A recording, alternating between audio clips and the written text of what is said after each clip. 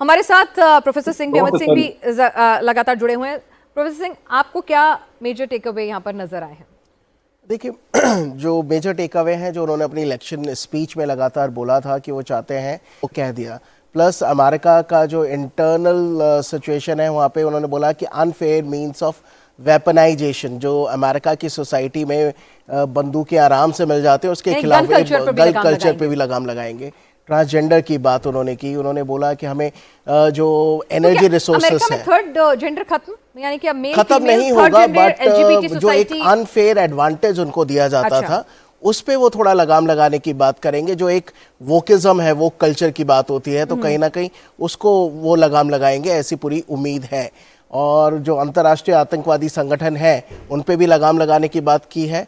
Free speech, जो मुझे लगता है उन्होंने उस पर एम्फसाइज किया, वो उनका इशारा उस तरफ था जिस तरह से डीप स्टेट के इशारे पर, हाँ, डीप स्टेट को लेकर भी उन्होंने बोला, प्रेस में कुछ कॉलम्स आते मुद्दे पे रख पाएंगे।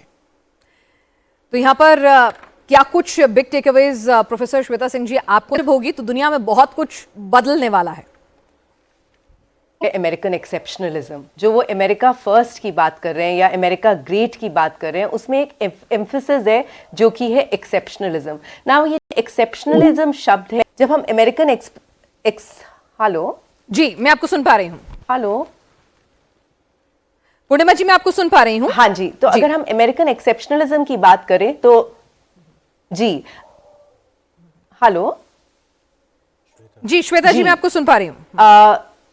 आप मुझे सुन पा रही हैं? जी हाँ जी जी, अगर हम अमेरिकन एक्सेप्शनलिज्म की बात करें तो ये अमेरिकन एक्सेप्शनलिज्म जो है, ये काफ़ी हद तक इसके रैमिफिकेशंस होंगे जिस तरह से अमेरिका अपने रिलेशनशिप्स जो है वो पैन आउट करेगा, वो चाहे चाइना के प्रति हो, चाहे रशिया के प्रति हो, चाहे इंडिया के प्रति हो गया।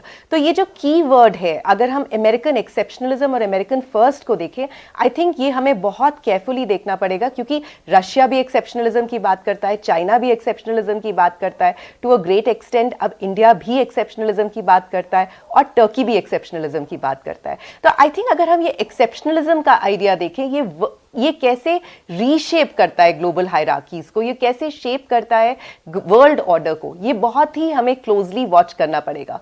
हमें आई थिंक दूसरी चीज मैं कहूंगी, अगर हम देखें अब हमारे लिए जो, अगर हम देखें कि अमेरिका फर्स्ट है, तो इसका रैमिफिकेशन और ये कंसर्न भी होगा from the stand point of liberal institutionalism, global governance frameworks. अगर हम ग्लोबल गवर्नेंस फ्रेमवर्क्स की बात करें, चाहे वो यूनाइटेड नेशंस हो या चाहे वो इंटरनेशनल ऑर्गेनाइजेशंस हो, ट्रंप ने बहुत क्लियरली बोल दिया है कि वो ग्रीन एजेंडा को पुल आउट करेंगे। और अगर वो ग्रीन एजेंडा को पुल आउट करेंगे तो इसका रैमिफिकेशन क्लाइमेट चेंज पॉलिसी पे क्या होगा, ये सेकंड चीज है जो हमें देखना पड़ेगा। तो आई थिंक ये एक कंसर्न की बात भी है कि इसका क्या रैमिफिकेशन होगा ग्लोबल गवर्नेंस मैकेनिज्म्स को लेकर।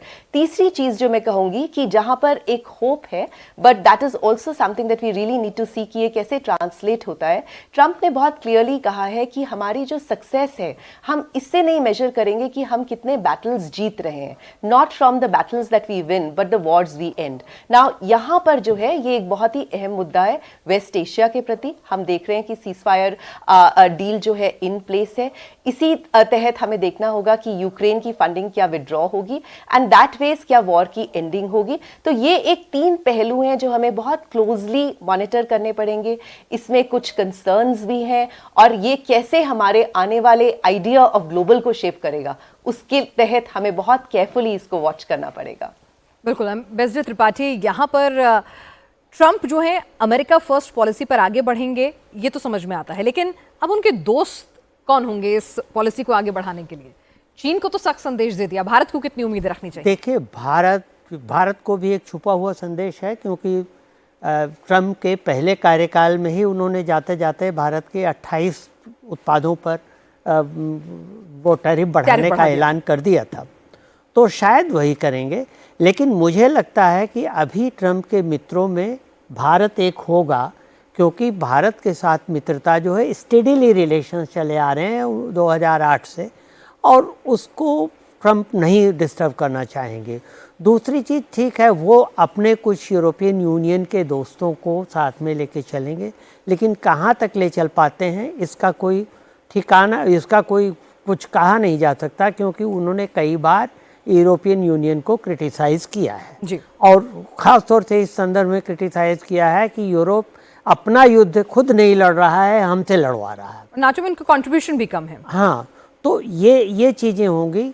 रूस के साथ, चूँकि पुतिन के साथ उनके अच्छे संबंध रहे हैं, इसलिए रूस के साथ मित्रता संभव है और हो सकता है कि रूस के साथ मित्रता का उपयोग वो चीन से रूस को अलग करने में करें, तो ये वो कर सकते हैं। चलिए इसी पर अखिल से रिएक्शन लेते हैं। अखिल पराशर हमारे साथ बीजिंग से इस वक्त लाइव जुड़ रहे हैं।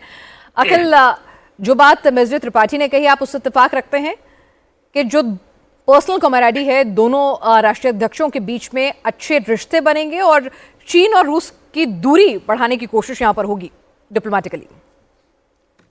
मुझे नहीं लगता कि ऐसा कुछ संभव हो पाएगा कि रूस और चीन के बीच में कोई खटास या कोई दूरी पैदा होगी, क्योंकि देखिए दोनों के जो इंटरेस्ट है रशिया और चाइना के, वो काफी गहरे हैं और ये दोनों देश जानते भी हैं कि तुम्हारे बिना हमारा कुछ नहीं, हमारे बिना तुम्हारा कुछ नहीं।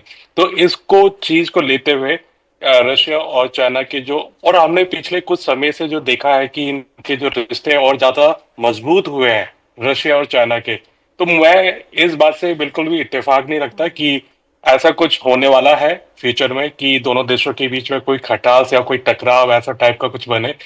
लेकिन हाँ, ये देखिए जिस तरीके से टैरिफ की बात हो रही है या जिस तरीके से चाइना कंसर्न है, चिंतित है टैरिफ को लेकर या अन्य चीजों को लेकर, बैन को लेकर, इन चीजों को, तो कहीं ना कहीं मुझे ये एक संभावना नजर आ रही है कि भारत और चीन, उनके रिश्तों में मधुरता आने की संभावना है। और हो सकता है कि भारत भी चाहेगा कि चाइना के साथ जो संबंध है वो थोड़े और ठीक हो जाए, बेहतर हो जाए, और चाइना भी चाहेगा कि भारत एक बहुत बड़ी उभरती महाशक्ति है और उसका बहुत बड़ा मार्केट है, तो वो चाहेगा कि जिस तरीके से टैरिफ लग रहे हैं या उससे चाइना को अपनी इकोनॉमी से काफी स्ट्रगल करना पड़ रहा है, तो उसको अगर भारत का साथ मिल जाए तो उसको फायदा ही होगा। तो अगर इस तरीके से रहता है कि अमेरिका चीन पर काफी दबाव डालता बनता है, तो मुझे लगता है कि कहीं ना कहीं चीन जो है वो भारत के प्रति और ज्यादा सॉफ्ट होगा, तो जो कि भारत के लिए ये अच्छी बात है।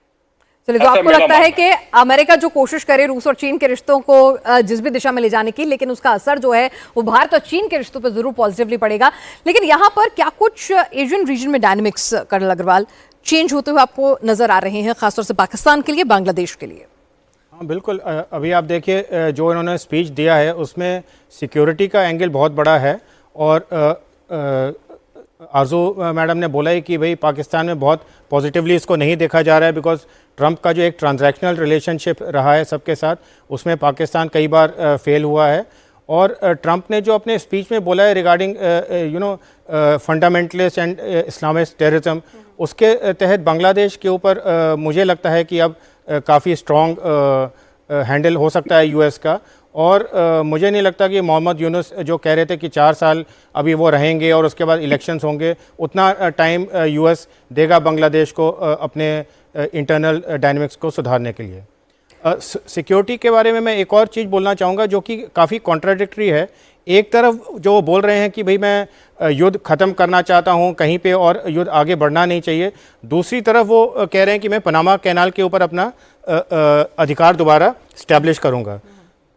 किसी हद तक ये लगता है कि वो ये संदेश दे रहे हैं कि माइट इज़ राइट, और जहाँ पे माइट इज़ राइट का सवाल होता है या विनर टेक्स ऑल का सवाल आता है, वहाँ पे आप एक बहुत ही कॉन्फ्लिक्टिंग मैसेज देते हैं। चाहे वो वेस्ट एशिया की हम बात करें कि भाई इज़राइल क्या अब पूरे जो कैप्चर्ड इलाके हैं उनके ऊपर हमेशा के लिए अपना स्वायत्त रख सकता है, क्या टर्की सीरिया के ऊपर जो नॉर्दर्न इलाके हैं उनके ऊपर कैप्चर कर अपना स्वायत्त रख सकता है। तो एक बड़ा कॉन्फ्लिक्टिंग सा स्टैंड आता है जब आप कहते हो कि मैं एक पनामा कैनाल को ले लूँगा, जैसे एम्बेसडर त्रिपाठी ने कहा, आप कितने साल पीछे तक जाएंगे कि हिस्ट्री को पीछे लेने के लिए।